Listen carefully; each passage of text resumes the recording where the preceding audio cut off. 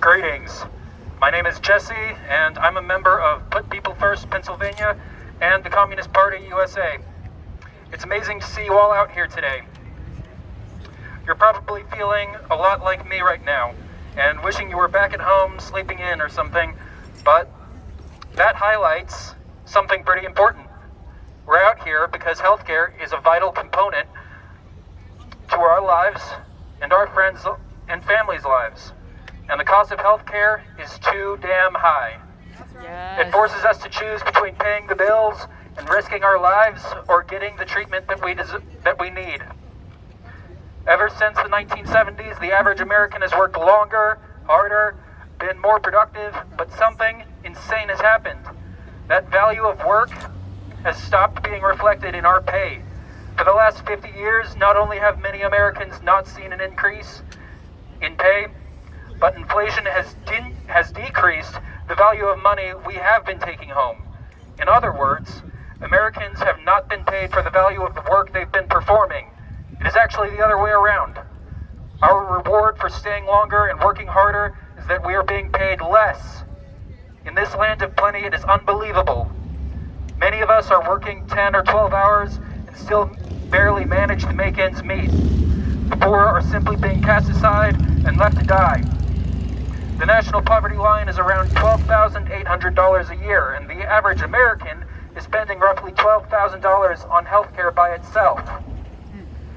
We are told that the American healthcare system is the best and most efficient in the world, but here are some basic facts.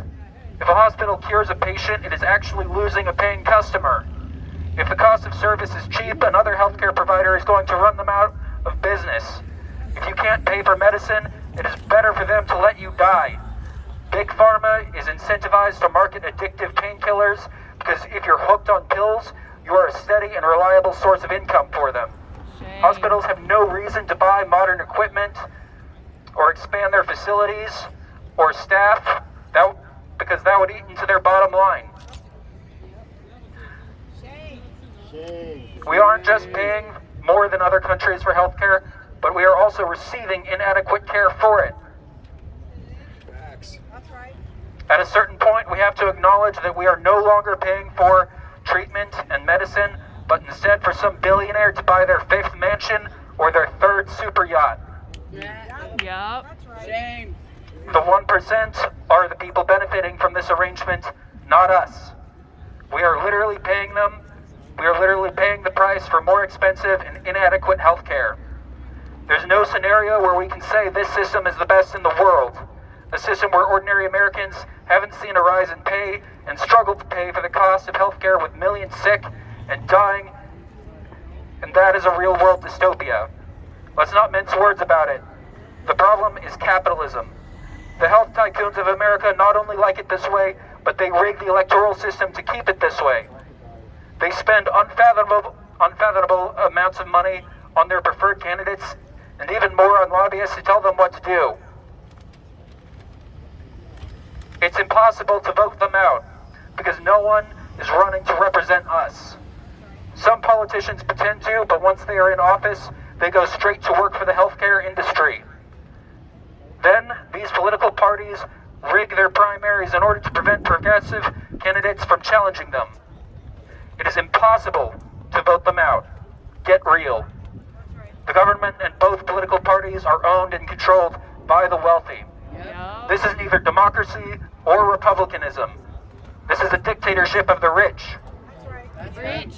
They're looking down on us from their penthouses and golden thrones and don't think they have anything to worry about. But that isn't true. Their strength doesn't come from money, but the fact that we aren't organized. That's right. Yep. That is going to change, though. That's Yes. right. Amen. Power doesn't come from the size of your wallet. It comes from the consent of the people.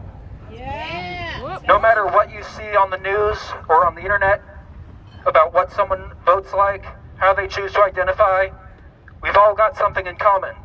That we work too long and too hard every day to continue getting screwed over by the wealthy and have our incomes and rights like healthcare, food, shelter, our ability to retire, and a healthy planet gradually stripped away.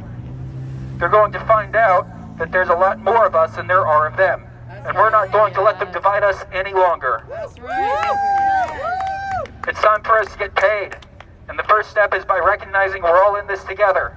That's A right. year ago, there wasn't a single unionized Starbucks in the country, but now there are over 200. Yes. The first Amazon warehouse unionized this year, and even more warehouses are beginning to organize. It is time to organize our places of work and fight for each other to guarantee that we are all paid and living without having to worry. We have to take that fight to the political arena also. We have to build worker power and join organizations that will fight for our right to health care, housing, and education. That's right. We need to start participating in government and running for office. When we put our people in government and we have worker power in our workplaces, we will show the fat cats like Bezos, Musk, and Bill Gates that they don't get to set the rules. We do. Together, we're going to make healthcare a human right in this country. We're going to keep going until all our rights are secure. Together, we're going to shape this cesspool of a country into a place where none of us have to suffer or worry. We're going to fight so that this country is a place of community and love. Thank you all for showing up today. Power to the people!